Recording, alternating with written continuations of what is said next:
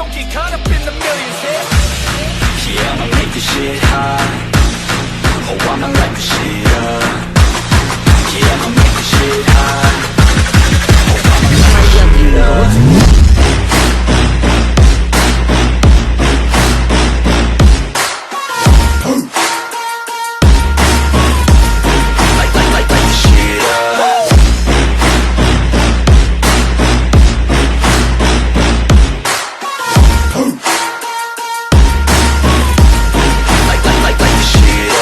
Reencarnado en Juego de Tronos capítulo 226 al 230. Viserys miró al joven Connington. Este tipo también tiene sangre Targaryen en sus venas, pensó, y probablemente por eso está menos afectado. Los dos intentaron despertar a los demás, pero fue inútil. Parecía que no podían continuar. Solo el tiempo diría si alejarlos del Palacio de las Penas marcaría alguna diferencia. Pero el grupo ya había llegado hasta allí, y no había vuelta atrás. Viserys arrojó los cuerpos inconscientes al autobús y bloqueó la puerta. Pasemos primero. No hay nadie alrededor. No deberían correr peligro, dijo. Príncipe, ¿qué les pasa? Probablemente se deba a la niebla gris. Ambos tenemos ascendencia valiria, así que poseemos cierta resistencia. También podría ser porque practicamos magia, respondió Viserys con naturalidad, reforzando así la identidad del joven Connington ante él. Tiene sangre valiria, pero no la sangre real, reflexionó. Sin embargo, el joven Connington seguía sintiéndose orgulloso de su linaje. Viserys notó que no parecía haber muchas huellas alrededor. Si es así, entonces, por mi experiencia, los lugares por donde pasan las huellas suelen ser más importantes, pensó. Así que ambos siguieron las huellas a través de la niebla gris. El Palacio de las Penas estaba lleno de ruinas, y con frecuencia se veían bloqueados por edificios derrumbados. La mitad de una gruesa torre se alzaba frente a ellos, con el punto de apoyo más cercano al suelo a unos 3 o 4 metros por encima de sus cabezas. Mirando a izquierda y derecha, Viserys se dio cuenta de que si querían seguir las vías, tendrían que trepar por encima de ella. Yo estaré bien, pero el joven Connington lo va a pasar mal, pensó. Se agachó, entrelazó los dedos e hizo un gesto a Jon Connington para que subiera usando las rodillas y las palmas de las manos. Príncipe. El joven Connington vaciló, reacio a aceptar la oferta, aunque podía intuir la intención de Viserys. Al fin y al cabo, era su monarca. ¿Cómo podía él, un consejero, sublevarse ante el monarca? Déjate de tonterías o te dejaré aquí. No, quiero decir, sí, al ver que no había otra opción, el joven Connington se armó de valor y se acercó a Viserys. Cuando sus pies tocaron las rodillas y las palmas de las manos de Viserys, se sorprendió de lo sólido que se sentía el otro hombre. Pesó al menos entre 72 y 77 kilos, incluyendo la armadura, y aún así Viserys ni se inmutó, se maravilló. Pero entonces recordó la hazaña anterior de Viserys al clavar una lanza corta en un muro de piedra, y de repente, no le pareció gran cosa. El joven Connington pronto llegó a la cima, y justo cuando se preguntaba cómo Viserys lograría escalar, observó con asombro cómo Viserys saltaba sin esfuerzo, aterrizando directamente en la cornisa. Mis conocimientos se han refrescado una vez más, pensó, maravillado por la fuerza de Viserys. Una vez superado ese obstáculo, el camino estaba despejado. Al este, divisaron un extenso conjunto de ruinas. Llamarlas ruinas parecía casi injusto, ya que la mayoría de los edificios se conservaban en un estado sorprendentemente bueno. Esta era la zona central de Troyane, y la batalla prácticamente había terminado cuando los valirios atacaron allí. La niebla los envolvía. Viserys divisó un salón principal más adelante, del que se elevaba una espesa columna de humo parecido a la ceniza. Una versión en miniatura del mar humeante del lado valirio. Armados en mano, los dos hombres avanzaron con cautela. En el camino, se toparon con numerosos cuerpos humanos petrificados, congelados en el sitio durante lo que parecieron 1000 años.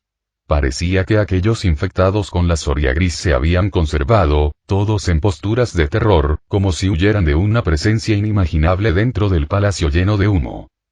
Viserys se acercó a uno de los cadáveres petrificados y notó que el hombre aún vestía armadura. Se quitó el polvo con la mano y sus ojos se iluminaron. Armadura de acero valirio. No cabía duda. Recordó la leyenda de la maldición de Garin. Después de que los valirios capturaran a Troyane, encarcelaron al príncipe Garin en una jaula dorada, y Garin, a su vez, lanzó una maldición que invocó las aguas del Roine para ahogar a los invasores valirios. Después de todo, los valirios habían desplegado 300 dragones en esa batalla, así que era natural que algunos de ellos pertenecieran a la casa del Señor de los Dragones.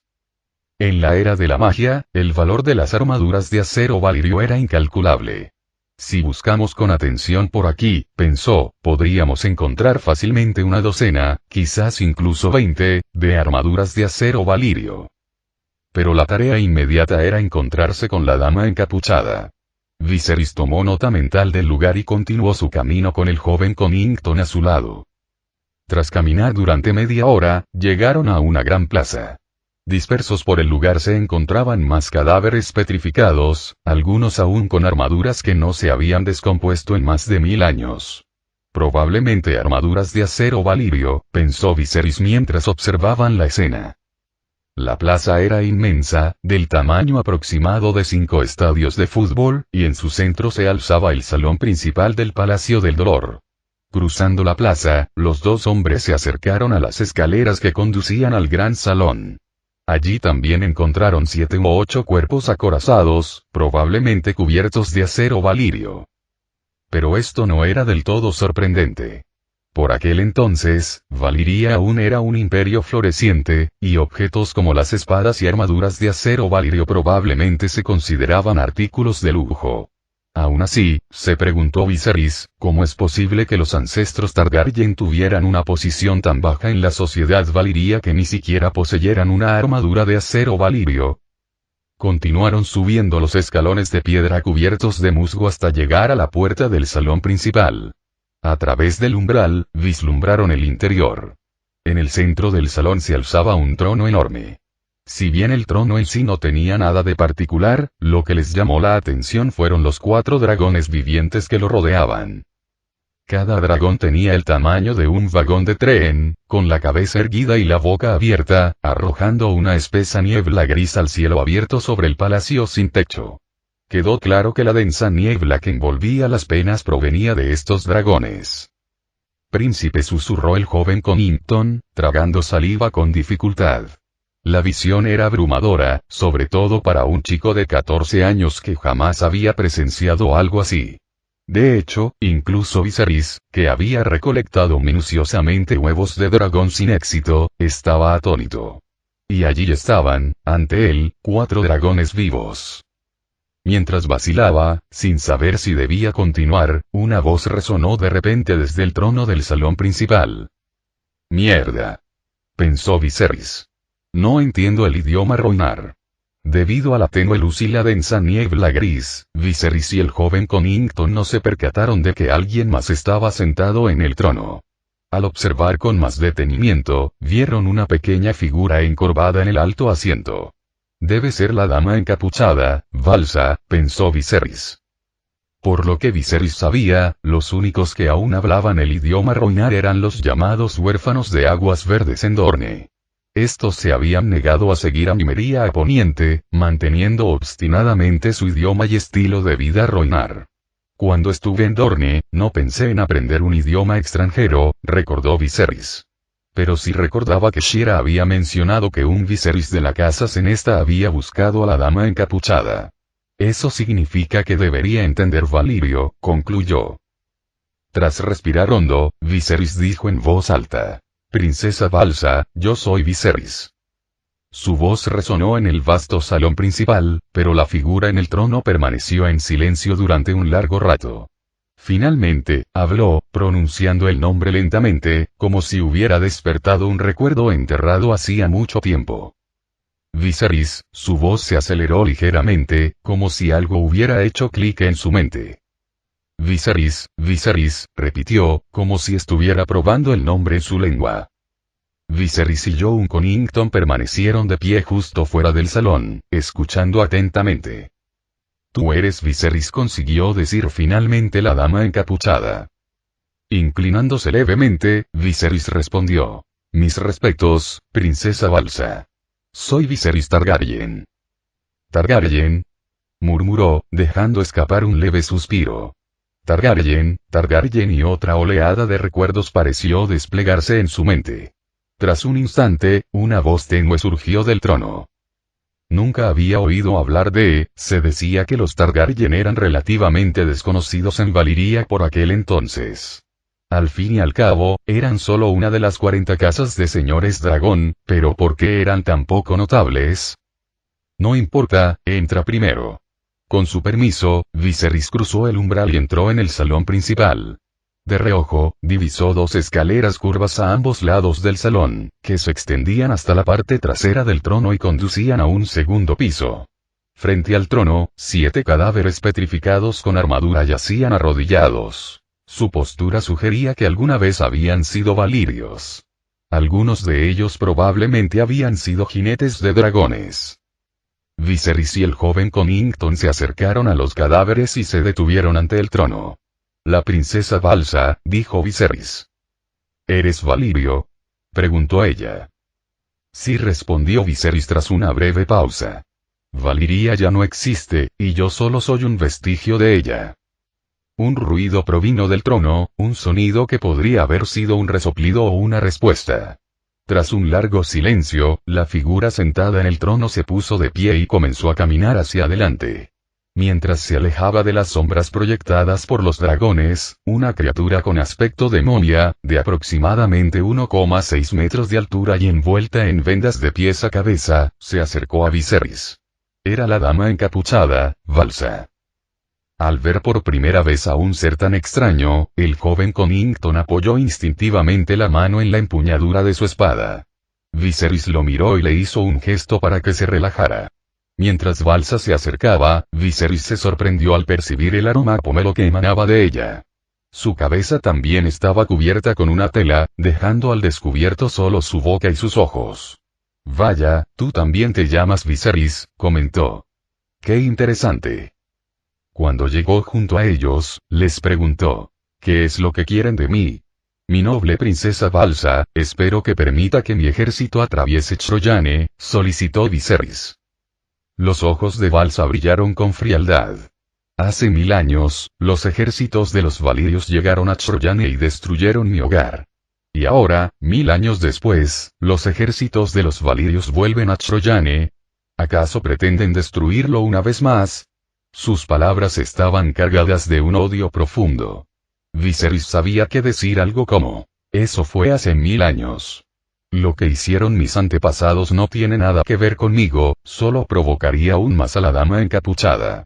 En esta delicada situación, era crucial reconducir la conversación hacia un rumbo más favorable. Princesa Balsa, cientos de años después de la invasión valiria de Troyane, ellos también sufrieron una catástrofe y ahora han perecido. Sé que esto quizás no le sirva de consuelo, pero ¿conocen Nymeria? Ella es mi tía. Al oír esto, Viserys sintió un ligero alivio. Había encontrado una conexión. Los descendientes de la princesa Nymeria y el pueblo de Rhoynar viven ahora en Poniente, pero entiendo que se acerca la larga noche. Espero enfrentarla junto a ellos, pero primero debo terminar esta guerra cuanto antes. Por eso he venido a verte, para pedirte paso por Troyane. Viserys esperaba conmoverla apelando a su parentesco. Tal vez reconociendo su sinceridad, Balsa decidió no complicarle las cosas. Ya que tú también eres Viserys, conoces mi situación, ¿verdad? Dijo con una leve sonrisa. Viserys asintió, intentando recordar algún tema o anécdota divertida, pero no era muy bueno contando chistes. Si tuviera aquí a la víbora roja o al enano, pensó, seguro que la harían reír. ¿De verdad tengo que usar esos viejos memes de internet de mi vida pasada? Se preguntó Viserys, sintiéndose dividido. Pero por el momento no tenía otra opción. Extendió su mano derecha frente a Balsa, abriéndola como si sostuviera algo invisible. Luego la agitó levemente, y tanto Balsa como el joven Connington lo observaron con curiosidad. Como ves, hay una personita bailando en mi mano, dijo Viserys. Valsa se burló. ¿Estás tratando de engañarme? ¿Dónde está la personita? El joven Connington lo miró nervioso, preguntándose en silencio. ¿Qué estás haciendo, príncipe? ¿Por qué la estás molestando? Viserys sintió que sus nervios se aguzaban, pero persistió obstinadamente. De verdad. Hay una personita en mi mano. Se lamió los labios y añadió. Mira, quiero quitarle la ropa. Con delicadeza, simuló quitarse algo de la mano izquierda, como si desnudara una figura invisible. ¿Puedes sujetarle la ropa? Preguntó. Los ojos de Valsa, ocultos bajo su diadema, brillaron con sospecha, pero extendió la mano y tomó la ropa de hombrecito de la mano de Viserys. El joven Connington, que estaba cerca, miraba con incredulidad, pensando que sus ojos le engañaban. Viserys asintió y dijo. Ya ves, ahora el hombrecito baila desnudo en mi mano. Valsa lo miró con una mezcla de disgusto y curiosidad. No hay ningún hombrecito. Solo me estás gastando una broma. Hay un hombrecito, insistió Viserys, su ropa todavía está en tus manos. Estallaron las risas. Ja ja ja ja ja. Por un instante, Valsa se quedó atónita, pero luego estalló en carcajadas, como si le hubieran dado un golpe en el codo. Su risa se hizo cada vez más fuerte. Primero, no podía enderezar la espalda, y pronto, toda la parte superior de su cuerpo se inclinó hacia atrás por la fuerza de su risa. Ajajajajajaja. El joven Connington la observó, alarmado por la visión de la criatura milenaria que tenía delante. Su voz, que hacía apenas unos instantes había sido tan delicada como la de una doncella, de repente se tornó estridente, casi como el canto de un gallo. La risa de Valsa le hizo pensar a Viserys en una novia que estalla en carcajadas en su boda por un lapsus gracioso del novio. Parecía como si Valsa no se hubiera reído en siglos, y ahora estaba recuperando el tiempo perdido. Quizás simplemente tenía una tolerancia al humor inusualmente baja. Se rió durante más de 10 minutos antes de calmarse finalmente. Respirando hondo, Valsa se secó los ojos, que parecían ligeramente húmedos bajo las vendas. Vale, lo prometo. Cuando llegue el momento, trae tu ejército y te allanaré el camino, dijo Valsa con una sonrisa. Al oír esto, tanto Viserys como el joven Connington se llenaron de alegría. Pero entonces Viserys recordó rápidamente lo que Shira le había contado sobre el joven de la casa Cenesta, dotado de un gran talento mágico, pero sumido en la locura. Viserys se recompuso rápidamente y preguntó, si acepta, ¿cuánto costará? La sonrisa de Valsa se desvaneció y miró a Viserys con ojos oscuros e impenetrables. Los tres permanecieron en silencio. El único sonido en la sala era el silbido del humo de los dragones que rodeaban el trono. Tras una larga pausa, Valsa comenzó a rodear a Viserys. He estado aquí durante 1000 años, y puede que esté aquí otros 1000. En los próximos 1000 años, quiero que me hagas compañía. Viserys se quedó sin palabras. 1000 años. Pero yo solo viviré unos 100 antes de morir. Está bien. Solo di que sí o que no. Puedo esperar hasta que tengas 100 años. Esto lo puso en una situación difícil. Había vivido menos de 50 años en sus dos vidas juntas. 1000 años le parecían un lapso de tiempo inimaginable, y no deseaba la inmortalidad. Tras pensarlo un poco, Viserys se dio cuenta de que no tenía nada que perder, así que asintió y dijo, lo prometo. Pero me llevaré conmigo todas las armaduras de acero valirio que hay aquí. Ja, vale, respondió Valsa con un guiño. Por un instante, Viserys sintió como si algo invisible lo hubiera atrapado, una sensación que se desvaneció rápidamente. Sabía que no era una alucinación. El poder mágico de Valsa era muy real. Había sido capaz de fusionar magia de sangre y magia de agua antes de cumplir los 20, y aunque aquel intento había fracasado, demostraba su extraordinario talento. Además, Valsa había vivido durante más de 1000 años. Incluso si estudiaba magia esporádicamente, su conocimiento la convertiría en una de las figuras más poderosas del mundo mágico.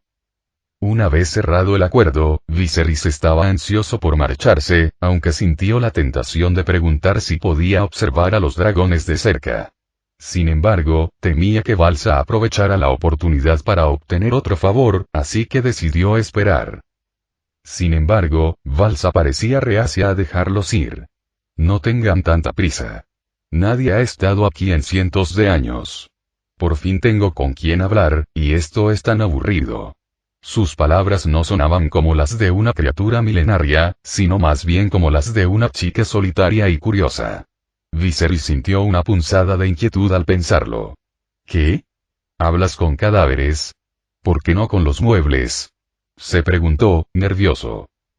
Valsa se acercó a los cadáveres petrificados que yacían arrodillados ante el trono.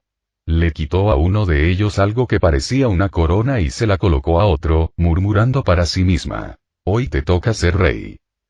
Ven a echar un vistazo. ¿No le queda mejor esta corona a esta otra? Le gritó Valsa a Viserys, sin dejarle más remedio que acercarse. Lo que vio le heló la sangre. No eran simples cadáveres. Estas personas seguían vivas. Sus ojos, aunque apagados y de un color gris violáceo, se movían de un lado a otro en sus cuencas. Viserys percibió una profunda e inquebrantable frialdad en su mirada. Pero cuando vieron a Viserys, un destello de luz volvió a sus ojos, como si vidas al borde de la extinción hubieran resurgido. La mirada en sus ojos parecía suplicarle a Viserys: mátame. Por favor, acaba con esto ahora. Un escalofrío le recorrió la espalda. ¿Era esto lo que le esperaba? ¿Pasar 1000 años en Troyane, atrapado en esta pesadilla? Viserys miró a Valsa y la imaginó con una bata blanca de laboratorio. Se veía como una científica loca. Le quedó claro que tendría que encontrar la manera de romper ese extraño contrato. De repente, se dio cuenta de algo y se giró bruscamente para observar a los dragones que rodeaban el trono. Aunque estaban vivos, se parecían inquietantemente a los valirios. Valsa había transformado a estos dragones en máquinas de niebla gris. Observó que los dragones estaban demacrados, con las costillas dolorosamente visibles y la columna vertebral sobresaliendo como si intentara atravesar sus escamas. Viserys y Valsa charlaron durante lo que pareció una eternidad, casi 4 o 5 horas solo para ponerla al día sobre los cambios en el mundo exterior. Mientras se preparaba para marcharse, Viserys mencionó las alucinaciones que Regis y los demás habían estado experimentando, con la esperanza de que Valsa pudiera ofrecer una solución. Ese es otro precio, respondió Valsa con una mirada traviesa en los ojos. ¿Qué tengo que hacer?, preguntó Viserys con cautela. Pasa otros 30 años conmigo. Viserys lo pensó bien. Dado que ya había aceptado 1000 años, otros 30 no le parecían mucho. A regañadientes, aceptó. Tras cerrar el trato, Valsa comenzó a desenrollar la venda de su brazo, retirando unos 3 o 4 metros. Dejó al descubierto una piel pálida y áspera, parecida al mármol. Solo mételes esto en la boca y se curarán enseguida, dijo, entregándole la venda. Viserys lo tomó y preguntó: ¿y cómo se supone que voy a hacer entrar a los soldados? Valsa ladeó la cabeza con una sonrisa pícara. Solo hay que remojarlo en agua y hacer que los soldados se lo beban. La mirada en sus ojos lo dejaba claro. Viserys había sido engañada. Valsa soltó una risa maliciosa y arrogante al ver la expresión en el rostro de Viserys. Ven, ya que los dragones se extinguieron hace más de 100 años, te mostraré uno vivo, dijo, guiándolos con entusiasmo hacia la chimenea de dragones junto al trono. Los dragones que había transformado estaban cubiertos de hollín negro y marrón, lo que les daba la apariencia de estatuas talladas en piedra de mala calidad. A primera vista, parecían el intento fallido de un escultor. Pero Valsa había transformado por completo a estas criaturas, reduciéndolas a poco más que máquinas que escupían humo. Incluso sus ojos se habían convertido en piedra.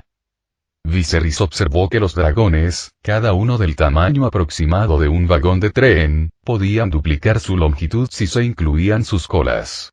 Aunque tenían las alas plegadas, su envergadura era impresionante. Cada ala podía cubrir fácilmente 2 o 3 vagones. Este se llama Galoka, le dijo Valsa, señalando al dragón que estaba frente a Viserys. Ese es Firsegal, y esos 2 de allí son Virilos y Crorius.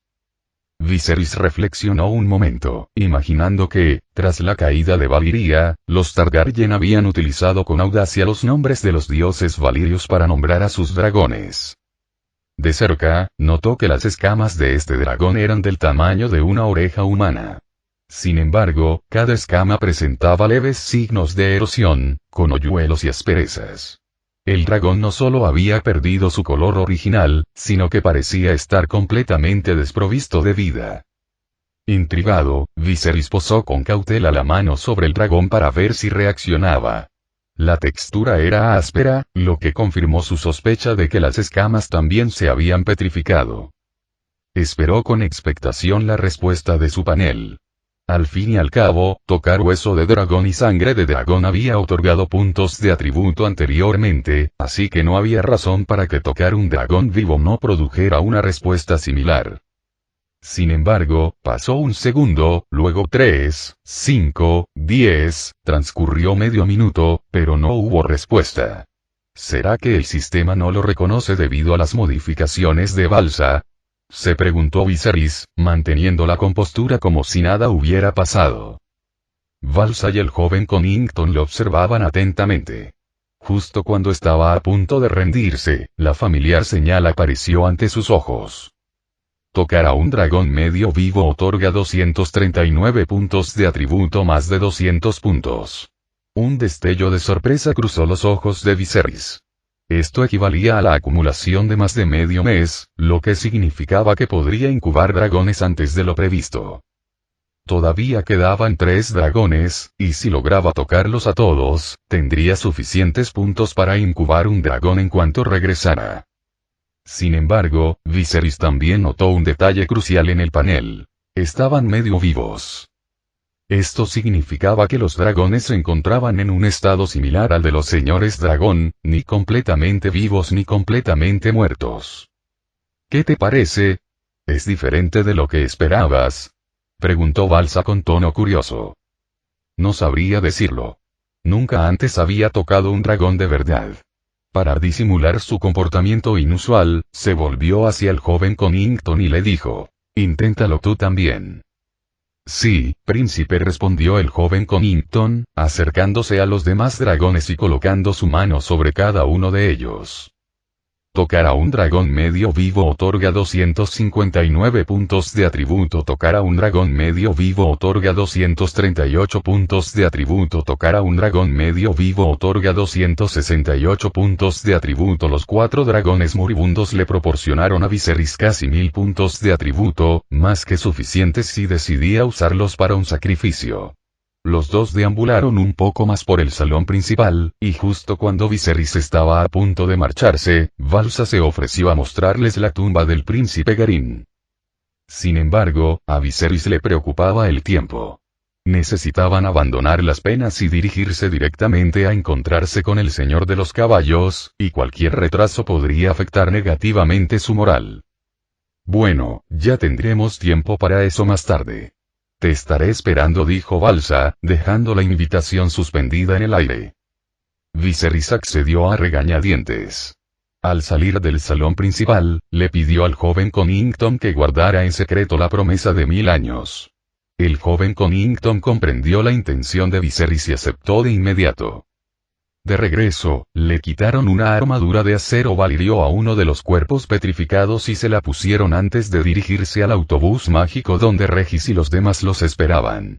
Encontraron a Regis y a los Inmaculados tendidos o agachados, completamente exhaustos, con la mirada perdida y las pupilas dilatadas. De no ser por su respiración superficial, podrían haber sido confundidos con muertos. Viserys colocó la tira de tela que había tomado de Balsa bajo la nariz de Regis. Lentamente, una luz volvió a sus ojos. «Príncipe, ¿por qué estamos aquí? ¿Me quedé dormido?», preguntó Regis adormilado, con evidente confusión. Viserys suspiró aliviado y le entregó un trozo de tela al joven Connington, guardando el trozo más grande dentro de su ropa. «Está bien. Ya tengo lo que necesitamos. Volvamos». La niebla gris que los envolvía lo difuminaba todo, desdibujando la noción del tiempo. Sin poder distinguir el día de la noche, era difícil calcular cuánto tiempo llevaban atrapados en el salón principal del Palacio de las Penas. Pero Viserys sentía que solo habían pasado unas pocas horas. Tras despertar a Regis y a los demás, se dirigieron rápidamente al puente de las penas. Los hombres de piedra apostados allí ya no tenían voluntad de detenerlos. Los cuerpos seguían esparcidos por el puente, y los supervivientes se acurrucaban cerca de las farolas a ambos lados, observando al grupo con una mezcla de miedo y asombro. El viejo barquero, que había estado esperando con sus dos pequeños nietos, dormitaba en la barca, mientras los inmaculados, que montaban guardia cerca, también descansaban brevemente. En cuanto divisó a Viserys y a los demás, los inmaculados despertaron rápidamente al barquero y a sus nietos, indicándoles que acercaran la barca a la orilla. Uno a uno, el grupo descendió por la corta escalera de lanzas que habían dejado atrás. El viejo barquero se acercó apresuradamente, con una expresión de alivio en el rostro. Gracias a los dioses por permitir que los señores regresaran sanos y salvos. A salvo en el séptimo círculo del infierno, murmuró Regis con irritación. Por fin había llegado al Palacio de las Penas, pero no había podido encontrarse con la legendaria dama encapuchada. Su frustración era palpable, sabiendo que tendría menos de qué presumir en el futuro. Estuvo acosando a Jon Connington con preguntas durante todo el camino de regreso. «Viejo barquero, ¿cuánto tiempo llevas esperando aquí?», preguntó Viserys. «Señor, el río ha crecido y disminuido 9 veces mientras esperábamos, lo cual debería ser menos de 5 días». «¿5 días? Eso es muchísimo tiempo», exclamó Viserys, sorprendido. Había pensado que solo serían 1 o 2 días como máximo. Al darse cuenta de que el tiempo apremiaba para llegar al campo de batalla acordado con el señor de los caballos, les instó: «Dense prisa y váyanse». La noticia del inminente duelo de Viserys con el señor de los caballos se extendió rápidamente por todas las ciudades libres. Desde Braavos, en el extremo norte, hasta Volantis, en el sur, y desde Khor y Norvos, enclavadas en las montañas y los bosques ancestrales, se enviaron emisarios para presenciar el evento. Cabe destacar que la madre de Arianne, Mellario, representó a Norvos en el duelo. A pesar de sus frecuentes escaramuzas e incluso guerras entre sí, las 9 ciudades libres estaban unidas en su postura hacia los Dothraki. Esperaban la victoria de Viserys, ya que significaría que podrían pagar menos tributo a los Dothraki en el futuro, en caso de que tuvieran que ofrecerles oro. Ferrego, el señor del mar de Braavos, ya había reconocido tácitamente que Robb lo sucedería como el próximo señor del mar. Para este importante evento diplomático, envió a Robb como representante de Braavos. Robb llegó con su hijo mayor, el pequeño Viserys, en brazos, mientras su esposa embarazada, Metis, permanecía cerca. Ya habían visitado el templo de los cantores de la luna, donde se confirmó que Metis estaba embarazada de una niña. La pareja decidió llamarla Daenerys. Viserys lleva poco más de 2 años fuera de Braavos. Pensé que estaría contento como oficial en una compañía mercenaria, o, en el mejor de los casos, al mando de una pequeña fuerza propia. Es realmente extraordinario», comentó Robb, abrazando a su hijo. Aunque no habían visto a Viserys en 2 años, habían oído hablar con frecuencia de sus hazañas. «No debemos centrarnos solo en sus logros. Pensemos en todo lo que ha hecho en estos 2 años. Cada una de sus acciones ha sido como bailar al filo de la navaja», añadió Lady Metis. Ella también encontraba los logros de Viserys casi surrealistas. Como mujer con una intuición más aguda, podía percibir la naturaleza peligrosa de su viaje, aunque solo había escuchado relatos de segunda mano. Lo que Viserys había logrado estaba a la altura de las hazañas de los reyes de los 9 peniques, con la diferencia de que él había triunfado donde ellos habían fracasado una y otra vez. Su posición actual no solo superaba la de la casa Saine, sino que había elevado a la casa Targaryen mucho más allá de su estatus anterior, como si estuviera recuperando rápidamente el lugar que le correspondía en el mundo. En Volantis, los 2 triarcas del partido del elefante, Alios y Yesos, fueron los responsables de la delegación de su ciudad. Además de presenciar el duelo entre Viserys y el señor de los caballos, también intentaron firmar un pacto de no agresión con la Confederación de las 4 hijas. En realidad, Alios no había querido involucrar a Yesos en absoluto. La firma del pacto de no agresión fue un logro político significativo, uno que Helios imaginaba disfrutar en solitario. A menudo se imaginaba la escena, ondeando el pacto triunfalmente frente a una multitud de miembros del partido Tigre, con el pecho inflado, declarando: he asegurado toda una generación de paz. ¡Qué momento glorioso sería! La única razón por la que Jessos fue incluido fue porque había sido excesivamente generoso en su apoyo, lo que dificultó que Helios lo excluyera. A pesar de sus diferentes ambiciones, ambos confiaban en que Viserys ganaría el duelo. Después de todo, no cualquiera podía sobrevivir a una pelea de 3 contra 1 y salir ileso. Lord Helios, una vez terminada la guerra, cree que Viserys podría estar interesado en vender esa armadura de acero valirio que prometió, preguntó Jessos, tanteando el terreno. Helios respondió sin dudarlo: señor Jessos, se encuentra mal. En Volantis, todos son astutos y ambiciosos, y la idea de poseer una armadura completa de acero valirio resulta tentadora, casi más dolorosa que no tenerla en absoluto. Entonces podría al menos tomarlo prestado por un tiempo, insistió Jessos. Recuerdo que un señor dragón le regaló una vez una diadema a tu antepasado. Si estás dispuesto a desprenderte de ella, te daré la armadura. Los dos hombres regatearon sobre el asunto, pero finalmente no llegaron a ningún acuerdo. Sin embargo, estas negociaciones eran insignificantes comparadas con los problemas más importantes que estaban en juego. Una de esas preocupaciones era Venerro, cuya presencia en Volantis inquietaba a ambos. La facción religiosa de Rior y los Triarcas nunca habían mantenido buenas relaciones, especialmente ahora que Venerro había invitado a Viserys al templo del Señor de la Luz. Tanto la facción política como la religiosa competían por ganarse el favor de Viserys, viéndolo como un valioso aliado. Sin embargo, la visión de Venerro iba mucho más allá de las meras maniobras políticas.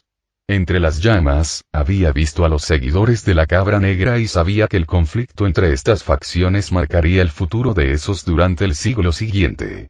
Venerro pretendía posicionarse como protector de Viserys, anticipando el inevitable enfrentamiento entre los seguidores del Señor de la Luz y los de la Cabra Negra en Qoor, donde las tensiones ya rozaban el derramamiento de sangre.